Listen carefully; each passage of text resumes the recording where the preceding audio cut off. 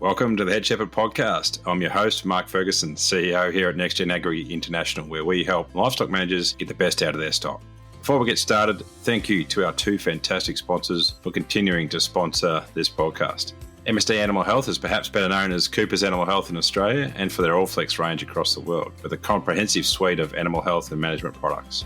Honiger is a one-stop shop for wool harvesting and animal fibre removal. The Honiger team have a deep understanding of livestock agriculture, backed by Swiss engineering and a family business dedicated to manufacturing the best. We are grateful to our sponsors for their support, helping us bring Head Shepherd to you each week. And now it's time to get on with this week's episode. Welcome back to Head Shepherd. Great to have you listening along. You're with Ferg as usual. Today on the podcast, we're chatting Clostridial diseases and vaccines that we commonly use to counter them, and we have guests from our sponsors, MSD Animal Health, a couple of vets coming on to chat about those Clostridial diseases and the vaccines that can prevent them. We're joined by Felicity Wills and Hamish Pike, so again a bit of a duo, which is always good to get a combined view on those diseases, and they operate across both Australia and New Zealand, so that adds an extra bit of knowledge to that whole vaccine space. As usual, we released an article late last week onto the Hub, and this article was written by Sophie this time. Again, Sophie's been contributing lots of those articles. This one's called Growth Happens When You Don't Know It at All, and it's about embracing the discomfort of not knowing things, recognising sort of how you learn best and pushing through the challenges to keep improving and to keep learning. So another great, insightful article from Sophie. I'm sure you'll enjoy that. So jump on the Hub. Again, that's all free, all easy. Jump on there, have a read, and let us know what you think. All right, let's get on with the show with Felicity and Hamish. Welcome back to Head Shepherd. This week we've got a couple of guests for you, which we don't do that often, but we do every now and again. Welcome Felicity Wills and Hamish Pike to Head Shepherd. Thank you. Thanks, Ferg. We've got both of you being technical advisors with MSD, gurus on Clostridial diseases, I'm told, which is that's the topic of today's discussion, something that a lot of people will have vaccinated their animals, probably sometimes blindly and sometimes with full knowledge of what's going on. Maybe we'll just start with a little bit of background of each of you. We might start with you, Felicity, and then go to Hamish. Yeah, not a problem. So I suppose background for me, I grew up on a commercial beef property.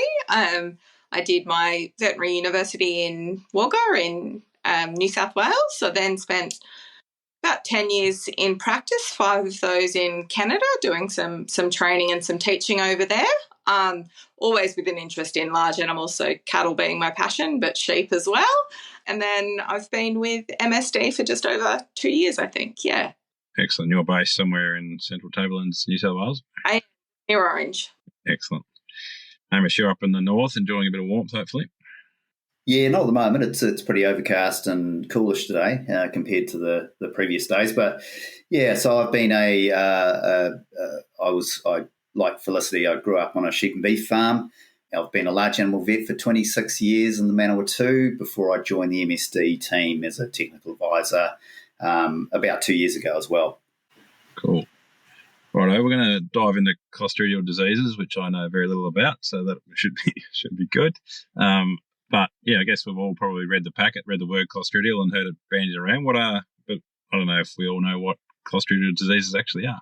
So you can. It's probably the best question to ask. So Clostridial diseases are really, really common diseases. So basically a bacteria that thrives in low oxygen environments. They're really long lasting. So they live as spores in the soil or live in the gut of animals that they infect, so sheep and cattle. So really, really prevalent. And there's a big family of these bacteria, so lots of different types of diseases come out of this same Clostridial family. So one of those things that if you raise sheep or cattle, at some point you'll run into a Clostridial disease because they're so prevalent and they live really well in the environment and in the animals. So probably some of the really common ones we think about is Pulpy Kidney or overeating disease, which is Clostridium perfringens, or, one that people might know about is tetanus, so Clostridium tetani. So some really common diseases in that Clostridium family. Cool. So, yeah, I think probably Pulpy Kidney is the one that most people will have seen some damage from normally. That's always the heaviest lamb in the mob normally, the one that's eating the best and looking the best. Yep. And always growing. Yep. Yeah. What are the other ones that would be commonly causing grief for sheep or beef? So we certainly see a bit of tetanus. Blackleg would be another one that we see quite frequently, particularly in animals that are handled a lot. So they're probably our big ones, yeah. And what does blackleg look like? So sudden death, the same as a lot of our clostridial diseases, but generally speaking, you'll get swelling and crackling of a muscle belly. So it's often caused by bruising to a muscle belly. So we get a big swollen, ugly, usually a leg. That's why blackleg is the name, but any muscle will do it, yeah. Yeah, right. And so your average farmer would notice that or just... Depends how they get with things that dies on farm. You'd have to get, you might see it, a big swollen leg, but sometimes you have to have a feel of that muscle and you'll get that big, ugly, fluidy, crackly muscle underhand. Yeah, and certainly if they open it up, if they cut a muscle open, you'll see that really black, dark, ugly muscle. Yeah. Yeah, right.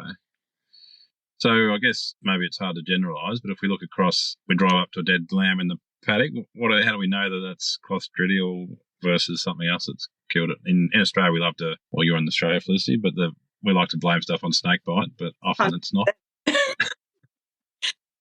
A snake bite or a bit of lightning strike, I reckon. But I might throw that one to Hamish. You can probably run your Yeah, well, thank goodness we don't have snake bites over here. Not many spider bites either. Well, except for tetanus, most clostridial diseases cause sudden to rapid death. So animals are often seen alive the night before and then are found dead the next morning. And so a farmer might go up to an animal and see froth with blood around the mouth and ears, so around the nose and the anus. That's quite common. They may be bloated, and there may be evidence on the ground of some sort of thrashing in the final stages of life. Fluid and crepitus. So crepitus is just bubbles of air that can form beneath the skin of the carcass. So that can be quite common. And because generally clostridial diseases cause the rapid decomposition, so the carcass tends to rot quite quickly following death, there will be colour changes to the skin. So you might have the reds, the greens and the blues and the blacks, and a rancid or foul-smelling odour coming from the carcass. Also, history will often give you a clue as to whether they've died of clostridial disease. So have the animals been on a crop, or has there been a sudden dietary change? Like you said before, Ferg, is it the best grown animal? Are they the big single lambs or the fastest growing young calves that are dying? Have they been recently transported or yarded where there is a risk that an injury might have occurred? And, what's happened in the last few weeks? Have they been tailed, or have they been docked or castrated? Has there been some disbudding going on? Has shearing occurred? And, of course, have the animals been vaccinated before? The other thing is with diagnosing clostridial diseases, they're really hard from a lab diagnosis point of view because the specimens really need to be collected and arrived at the lab within hours of death or culture for culture and histology to be useful. And also there's, with Clostridial bacteria, some of them are well known as what we call postmortem invaders. So they actually invade the carcass immediately after death, and so it can complicate the diagnosis. Yeah, so because they're already in the gut, they can obviously invade the carcass quite quickly after death. Exactly, did it. Exactly, yeah. Afterwards, yeah.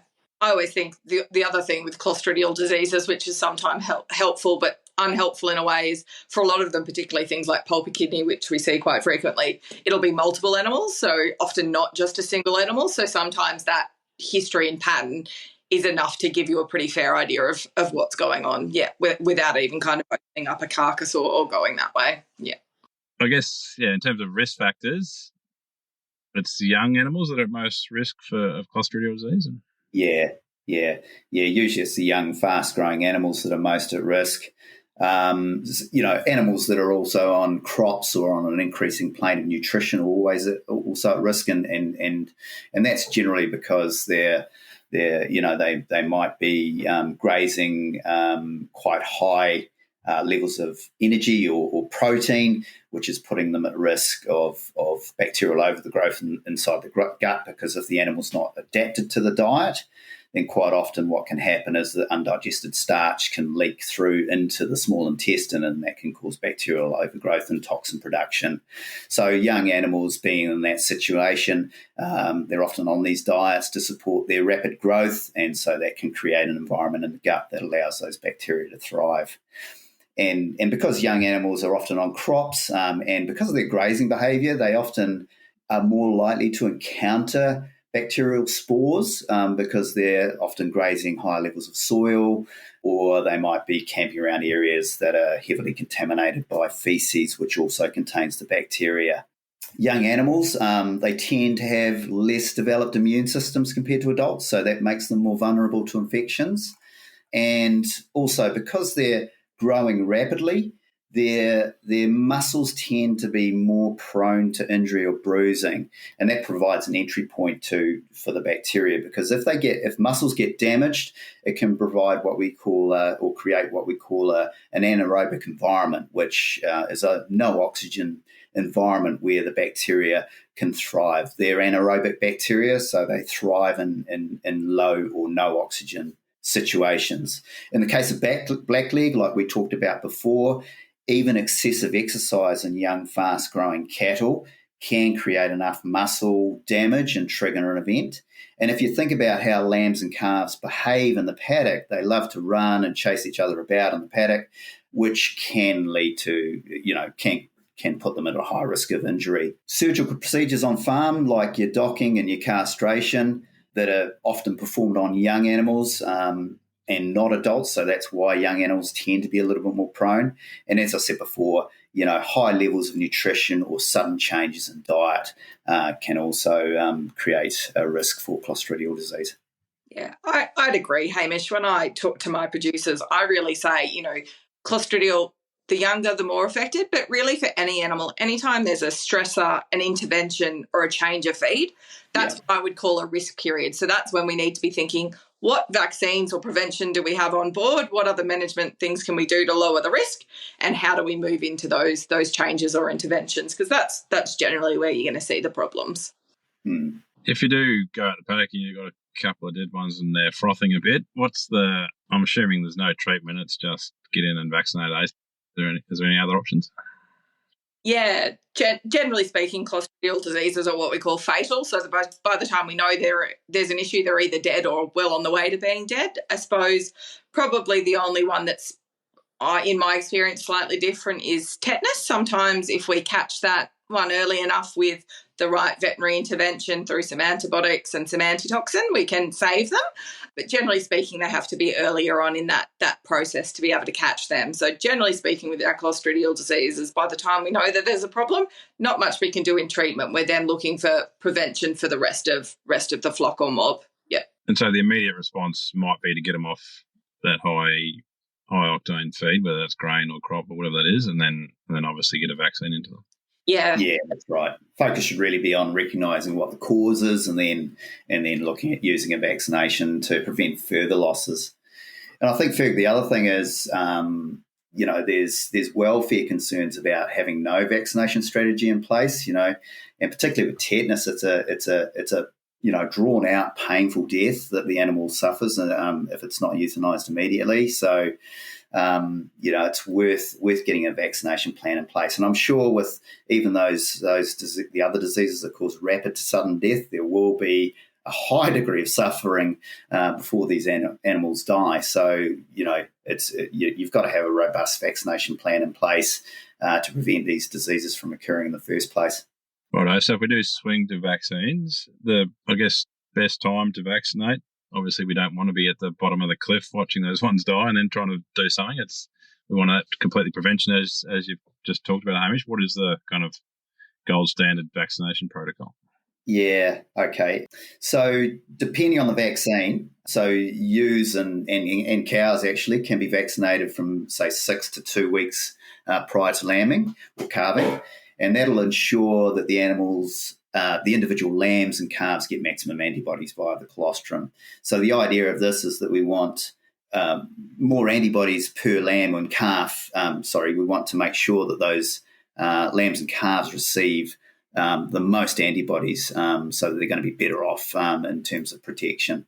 And also, some people believe that vaccinating ewes and prior to lambing is risky in terms of causing metabolic issues. But provided ewes are mustered gently and not pushed over long distances in a day and not yarded for extended periods, the risk will be minimal. So getting back to the lambs and calves, they're born with zero antibodies. And so the only way that they can really receive immediate protection is via the mother's colostrum. So it's important to realise that this is short-lived and it's not a sensitizer for lambs and calves. So they still need those 2 shots 4 to 6 weeks apart from a young age. For example, lambs at docking or from 2 weeks of age to give them full protection. Just giving the lambs or calves only 1 shot will only provide a low level of protection for a short period. And so if a boost is not given 4 to 6 weeks later, the immune system won't remember that particular bacteria or group of bacteria. So it won't respond and protect the animal from infection. So this is also the reason why an annual booster is recommended, because immunity and memory will wane over time. I always call it what we call a full program. You can take parts of those programs, but we really kind of, as we touched on the whole way through, you want to make sure that they're protected through all those high-risk periods, and they happen throughout an animal's life, so they will need those continual boosters to wake up the immune system and the memory of that immune system to make sure they're protected. So, starting right from birth, and the only way we can do that from birth is, by vaccinating their mums to make sure that they get those antibodies. But I think probably for us, and Hamish touched on this, where we often run into issues is that second booster for those young animals. So we get them in at marking, and then the idea of bringing them all back through in 4 to 6 weeks is often difficult with management. But really, without that second booster, we don't get that long-lasting protection, and that means every subsequent booster for that animal is going to be less effective because we haven't had that really primed immune system at the start. Cool. I have heard, I think vets recommending like under high risk scenarios, so presuming you've done everything properly, but still if you then got really high growing lambs or calves, I'm assuming, is there a case for, I don't know, every couple of months or something in really high growing animals to give them another booster for pulpy kidney, I guess, being the primary problem?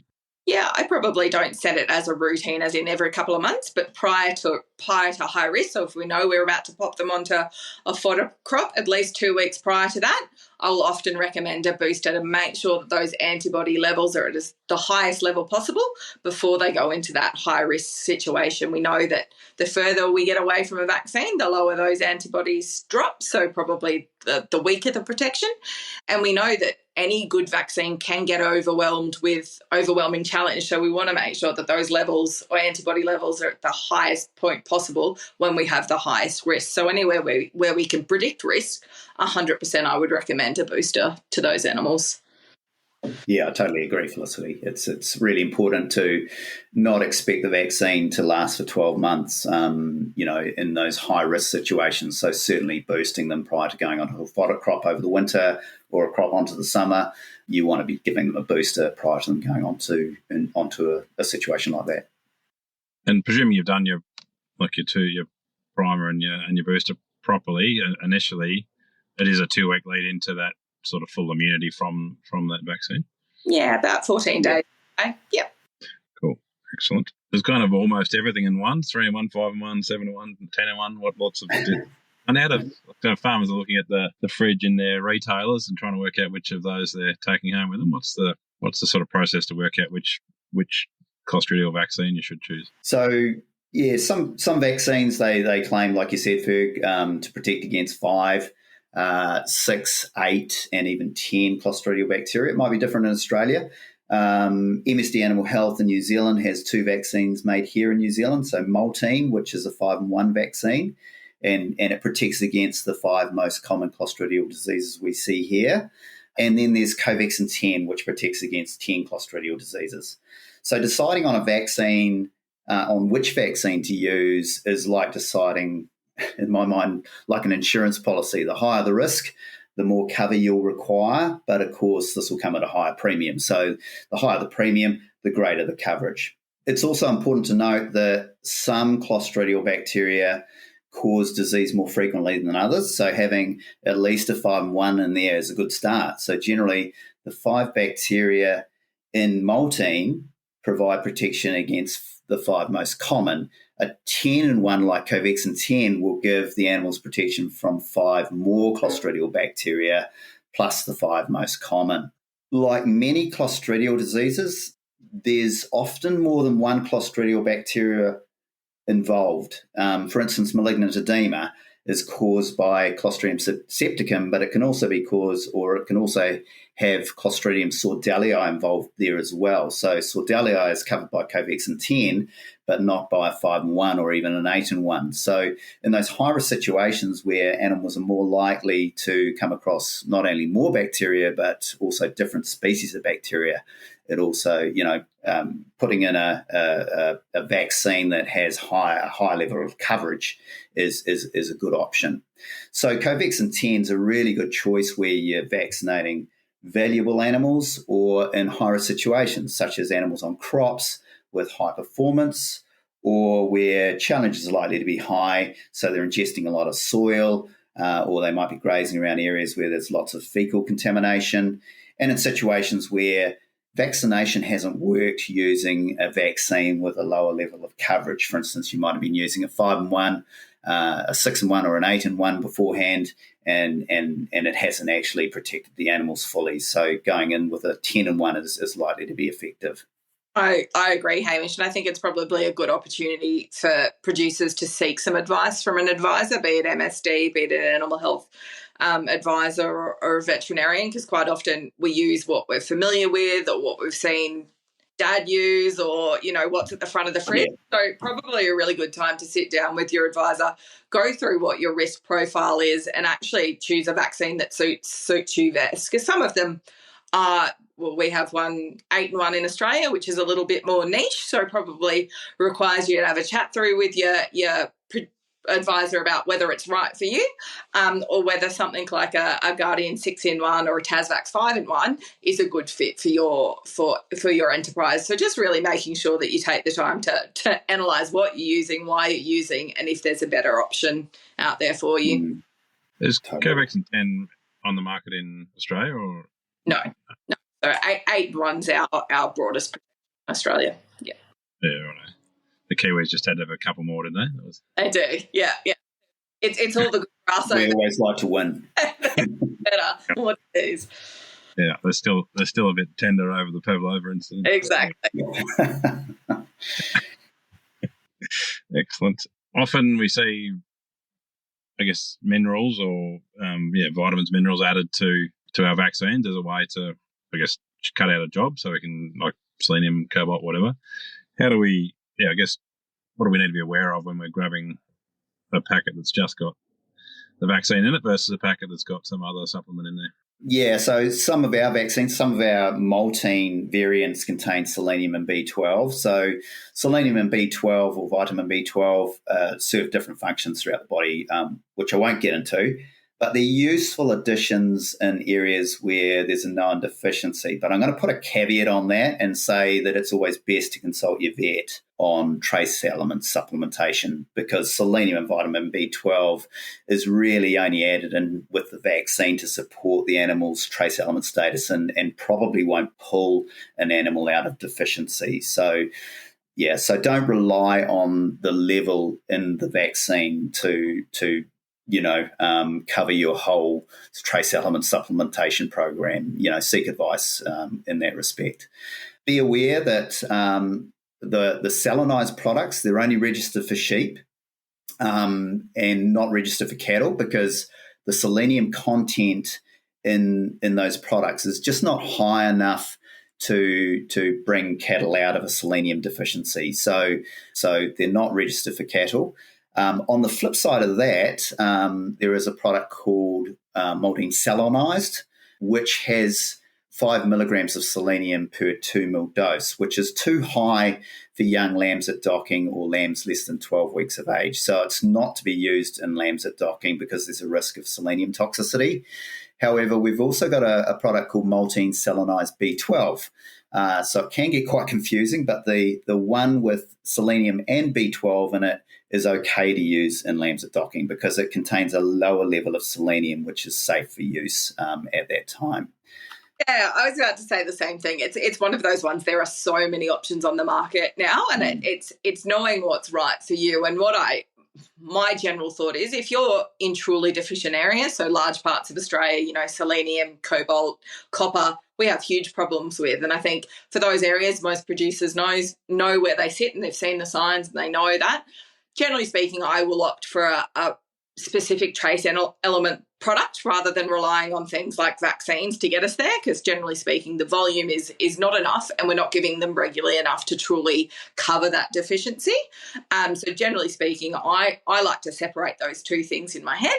But if we're in those more marginal areas or safe areas, yes, certainly having particularly like a B12 at lamb marking is probably a beneficial thing, but we just have to know that they are small doses and short acting. So when we truly consider trace element deficiency, that's a completely different section of animal health in my mind. We need to separate those a little bit. Totally agree, yeah. I suppose the other thing that we didn't touch on is that sometimes when we're using these products, we're using multiple products. So just being careful we're not doubling up on particularly things like selenium and copper, which can be toxic if given in large amounts. So if we're vaccinating and drenching and giving out the animal health products on the same day, that we're not getting a cumulative effect of small amounts in many different products. So just being aware of what we're using on the same day.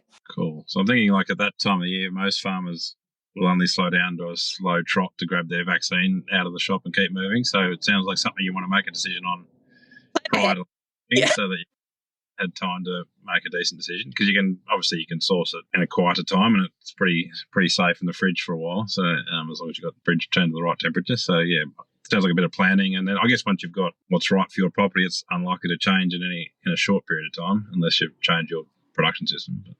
Yeah, I totally agree with that. As long as we've got a fridge set up that's safe and we've got a thermometer and stuff in there, 100% you can plan ahead. They'll have time on your expiration to make sure that you've got your plan organised, you've got your product, so then you can roll into these kind of high stress times where we've got marking or whatever it is going on and have that program in place and set. Yeah. I guess if we take into account labour plus the cost of the product, what's the return on investment? I've always thought it's a complete no-brainer. It's like you only have to kill one lamb and you're in front. But I guess you've done more appropriate modelling than that than me. Well, you're absolutely right, Ferg. Generally, these vaccines are very low cost, and the price of purchasing, say, 125 doses is about the price of one lamb. So also these products are very effective at preventing Clostridial disease. So by not vaccinating, it's like, not insuring your home. You stand to lose a lot if all of a sudden your house goes up in flames. So it's going to hurt if you start to lose 3 to 5% of your lambs because you haven't vaccinated in the first place. So I haven't got any modelling data. Felicity, do you have any modelling data? No, it's one of those ones, I've tried to sit down and do it with producers before. It's probably very difficult because, we've got, 8 or 9 possible diseases and that risk is going to vary year to year, property to property. So pretty hard to put a dollar figure on an ROI, but to borrow Ferg's kind of sentence, to me it's a no-brainer. We know that the bacteria are on farms and in animals, so no one's immune from it. It's not like you don't have a Clostridial risk. So to me it's a no-brainer to have a Clostridial program on farm. And, all you have to do is have one bad pulpy kidney outbreak and, you've paid, or if you can stop that, you've paid for your vaccine for probably multiple years across your flock. So just to me, no-brainer in terms of ROI for Clostridial vaccines. Absolutely. I guess that doesn't take into account the heartbreak of going in and seeing those top couple of lambs in the mob dead as well. Like it's no farmer needs that in their day. No, that's right. Yeah. Absolutely. Earlier, welfare. These are diseases that are common and that we know that we can prevent well. I think there's probably really an onus on us to be doing that correctly and making sure that we're protecting the stock. Yeah, I totally agree, because just because they die quite quickly, it doesn't mean they haven't suffered prior to that. So certainly having a good, robust vaccination plan in the first place is the best way to go. Yeah. I guess just final tips on making sure we're maximising the effectiveness for the Clostridial. Like it is relatively or very cost effective, but there's certainly no point just putting it in the fridge or having it next to the animals doesn't, like, if it's not administered properly, there's obviously no point. 100%. So proper vaccine handling and technique is really important. So these are biological products, so they can be a little bit sensitive. So just making sure that, we're keeping those vaccines refrigerated. They're, even when we're working in the yards, they're not hanging on the rails for 6 hours in direct sunlight. All those things are going to have an impact on how effective the vaccine is. So making sure that we're getting that handling of the vaccine right, and then making sure that we're giving it to the animals in such a way that they're able to get that immune response from the vaccine. So going through your vaccination technique, needles, where we give them, how we're giving them, cleanliness is all really important.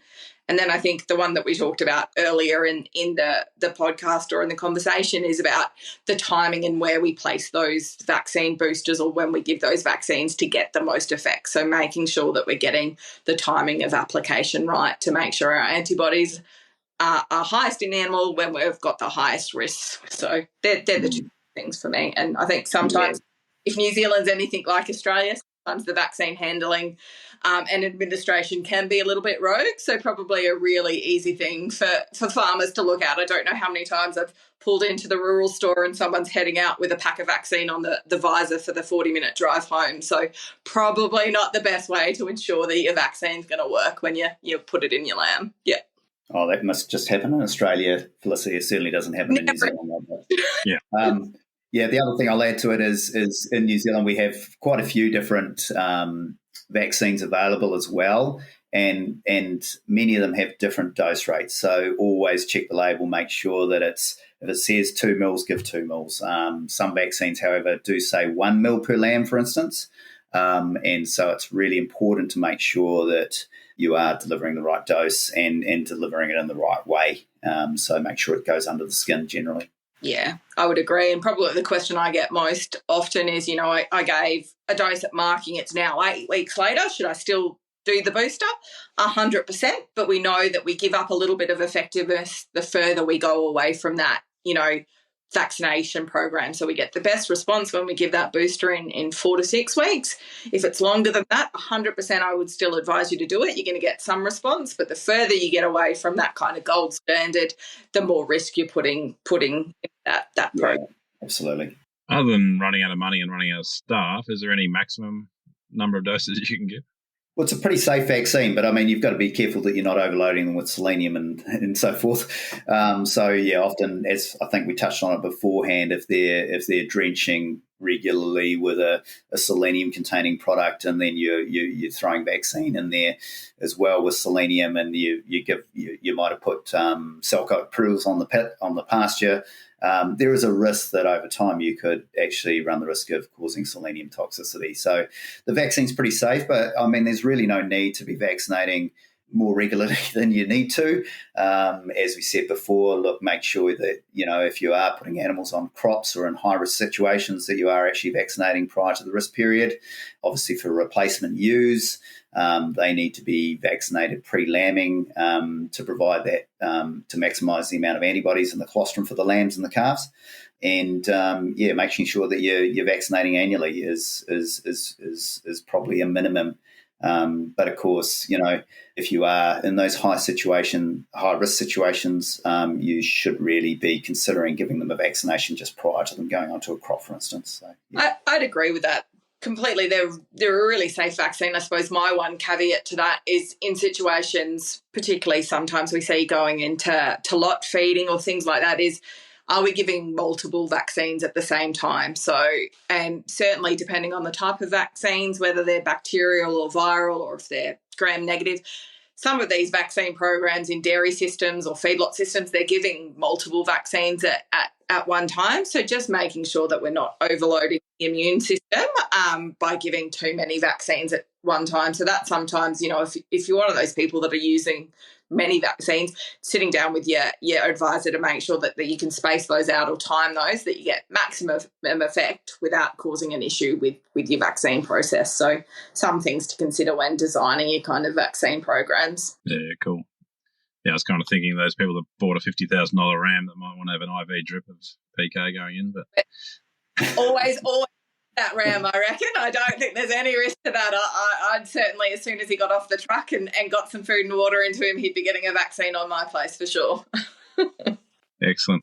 Well, yeah, thank you very much, both of you, for your time today. There's been awesome tips there, and yeah, obviously it's a key time of the year when this goes out. People will be leading into, well, depending on where we are around the place, but yeah, a lot of people that could be leading into lambing in Australia for your autumn lambing flocks, and so there's plenty of people feeding lambs around the place. So a good time to remind people that the importance of getting these Clostridials under control. But yeah, really appreciate your time today, and yeah, hopefully we've taken a few myths of snakebite out of the situation and got some more vaccine usage out there. Excellent.